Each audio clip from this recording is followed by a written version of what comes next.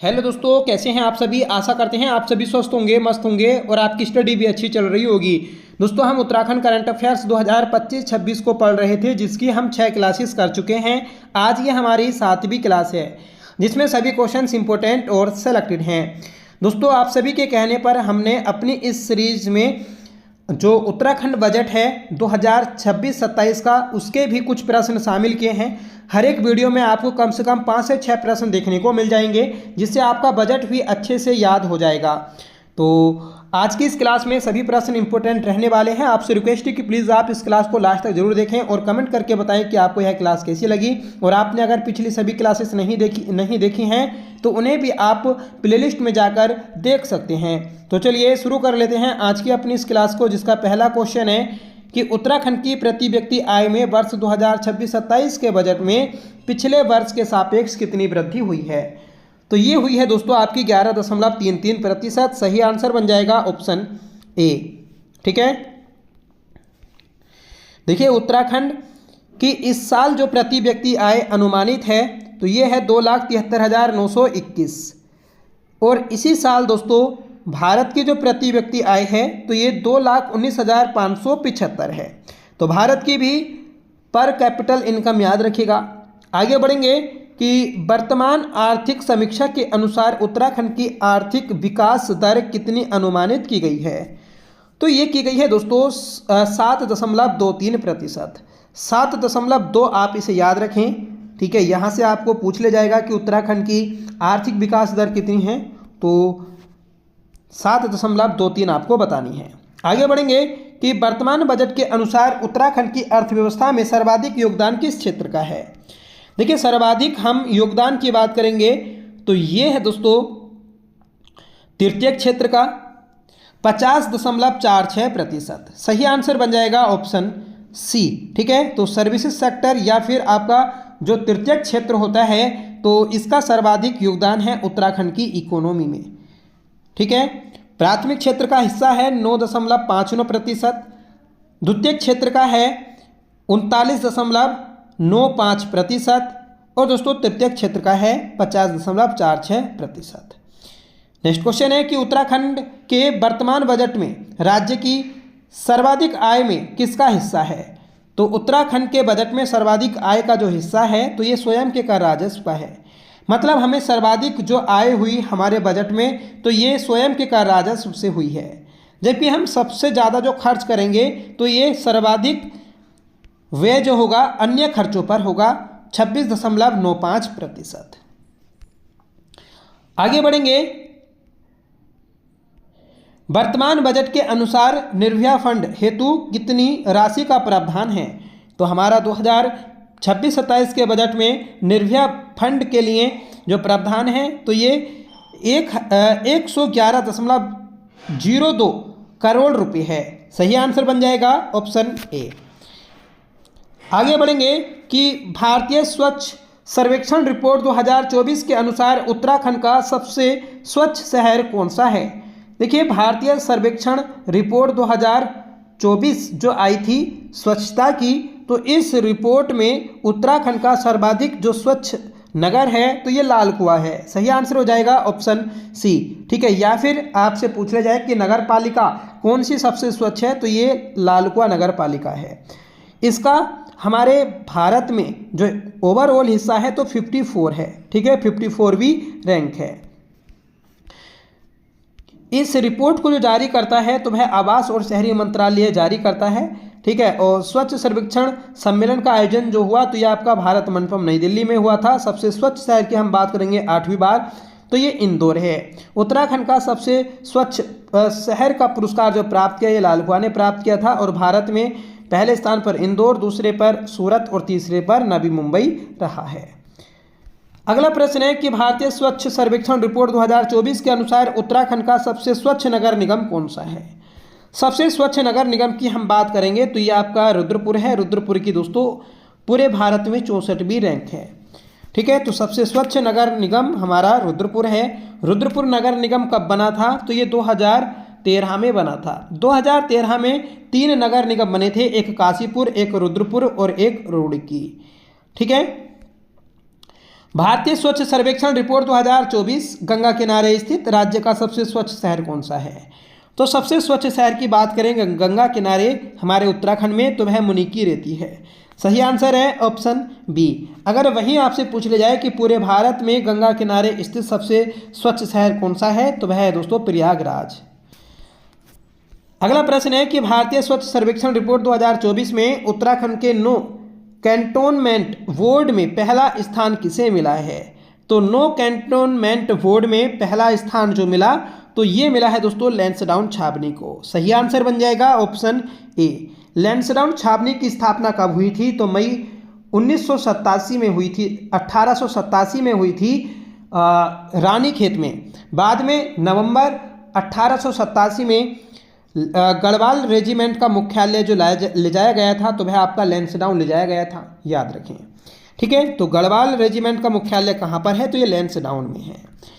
Next question है कि उत्तराखंड की संस्कृति, विरासत और पहाड़ी व्यंजनों को विदेश में पहचान दिलाने के उद्देश्य से किस देश के साथ समझौता किया गया? तो ये किया गया है दोस्तों आपका फिनलैंड के साथ। सही आंसर बन जाएगा ऑप्शन ए।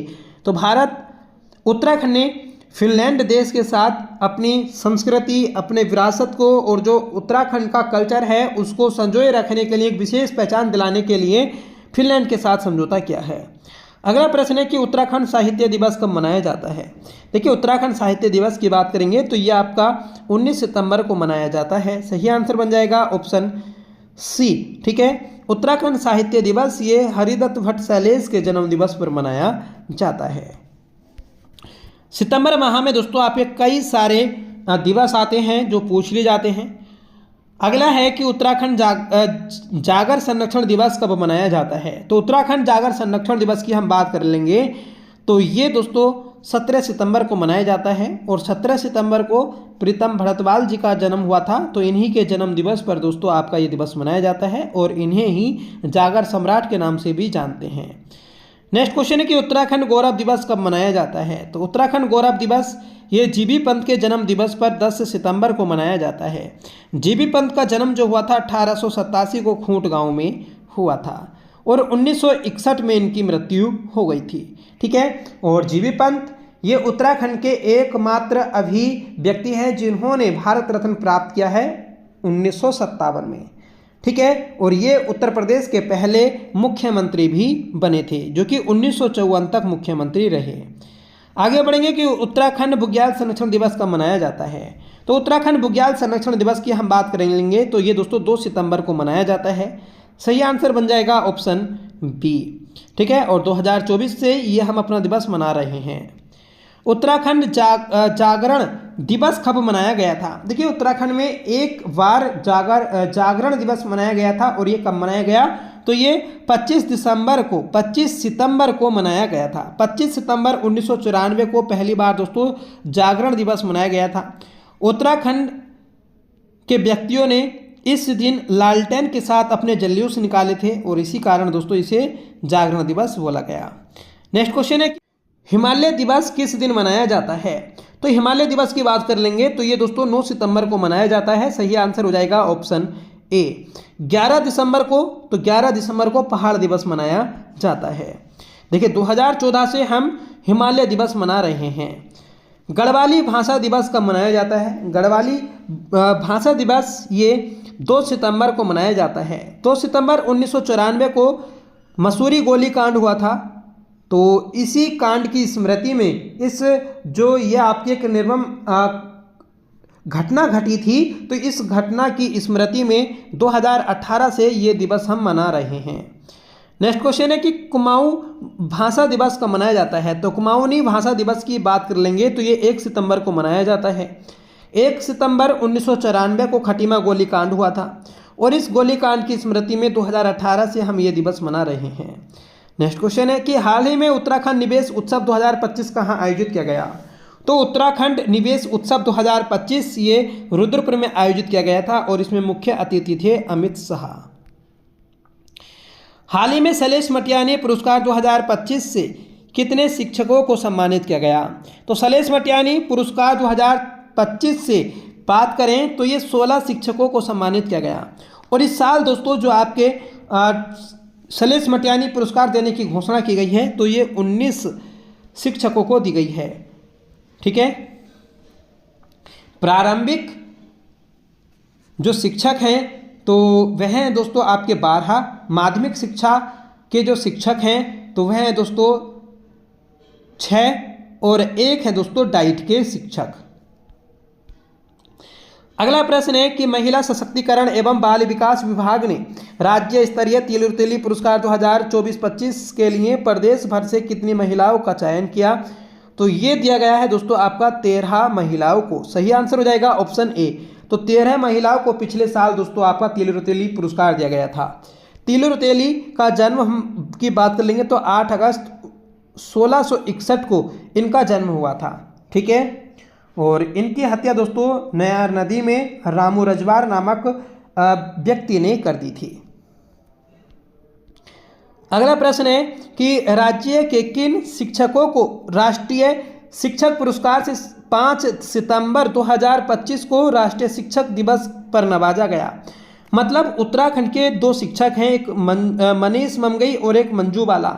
इन दोनों को राष्ट्रीय शिक्षक पुरस्कार से 5 सितंबर को टीचर डे के अवसर पर सम्मानित किया गया था। तो ऑप्शन डी आपका सही आंसर बन जाएगा। ठीक है, तो ये दोस्तों दोनों व्यक्ति हैं जिन्हें राष्ट्रपति के हाथों से सम्मानित किया गया था। और उत्तराखंड में जो आपका पुरस्कार है सलेश मटियानी पुरस्कार, तो इसकी शुरुआत 2009 में हुई थी, इस चीज़ को भी याद रखें। और ये 5 सितंबर को आपका दिया जाता है। नेक्स्ट क्वेश्चन है कि हाल ही में ट्रैक ऑफ द ईयर 2025 किसे घोषित किया गया? तो 2025 का ट्रैक ऑफ द ईयर की बात कर लें तो गुलाबी कांठा जो कि उत्तरकाशी में स्थित है, बनकटिया बेस कैंप पिथौरागढ़ में स्थित है और चिनाब घाटी चमोली में स्थित है। इन तीनों को ही दोस्तों ट्रैक ऑफ द ईयर घोषित किया गया था। तो ऑप्शन डी सही आंसर बन जाएगा। ठीक है, देखिए सबसे पहले जो आपका ट्रैक ऑफ द ईयर घोषित किया गया था तो दयारा बुग्याल को घोषित किया गया था 2015 में।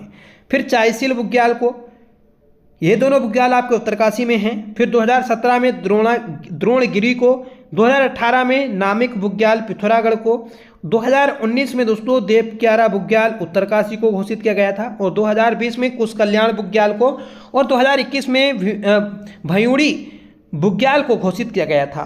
तो हर साल दोस्तों हम ट्रैक के रूप में किसी एक क्षेत्र को विकसित करते हैं। जैसे इस साल 3 क्षेत्रों को ट्रैक ऑफ द ईयर के रूप में विकसित किया गया। अगला प्रश्न है कि उत्तराखंड वुमेन्स प्रीमियर लीग 2025 के फाइनल का खिताब किसने जीता? तो ये जीता है दोस्तों आपका टिहरी क्वींस ने। सही आंसर बन जाएगा ऑप्शन बी। यहां पर बात हुई है दोस्तों आपकी UWPL।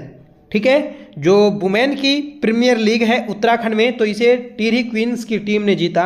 अगर यहां पर बात हो जाती UPL उत्तराखंड प्रीमियर लीग, तो ये जीता था दोस्तों हरिद्वार ने। देखिए इसका आयोजन हुआ था 23 सितंबर से 26 सितंबर के मध्य राजीव गांधी अंतर्राष्ट्रीय क्रिकेट स्टेडियम देहरादून में, जिसे टिहरी क्वींस ने जीता और उपविजेता रही दोस्तों हरिद्वार स्टर्म। आगे बढ़ जाएंगे और बताना है कि हाल ही में उत्तराखंड में प्रतिभा सम्मान समारोह का आयोजन कहां पर किया गया? तो ये किया गया था दोस्तों नैनीताल में। सही आंसर बन जाएगा ऑप्शन बी। अगला प्रश्न है, और ये जो प्रश्न है आपका होमवर्क रहेगा कि मन की बात कार्यक्रम की तर्ज पर उत्तराखंड के राज्यपाल द्वारा कौन सा कार्यक्रम शुभारंभ किया गया? देखिए मन की बात कार्यक्रम की तर्ज पर उत्तराखंड में राज्यपाल के द्वारा जो कार्यक्रम आपका शुभारंभ किया गया था, तो कौन सा किया गया आप प्लीज़ कमेंट करके जरूर बताएं। साथ में बताएं कि आपको यह क्लास कैसी लगी। आई होप क्लास आपको जरूर पसंद आई होगी। अगर आपको पसंद आई हो तो प्लीज़ इसे लाइक करिएगा, दोस्तों में शेयर कर लीजिएगा। ठीक है, और अभी तक हमारा चैनल आपने सब्सक्राइब नहीं किया है तो प्लीज़ चैनल को सब्सक्राइब जरूर करें, आपसे रिक्वेस्ट है। और टेलीग्राम चैनल को भी जरूर ज्वाइन करें, उसका लिंक आपको वीडियो के डिस्क्रिप्शन बॉक्स में मिल जाएगा। और प्लेलिस्ट जो है हमारी इस सीरीज की तो वह आपको कमेंट बॉक्स में मिल जाएगी, वहाँ से आप पिछली सभी क्लासेस को देख सकते हैं। तो चलिए मिलते हैं नेक्स्ट वीडियो के साथ, तब तक के लिए bye. Thank you so much for watching. जय हिंद।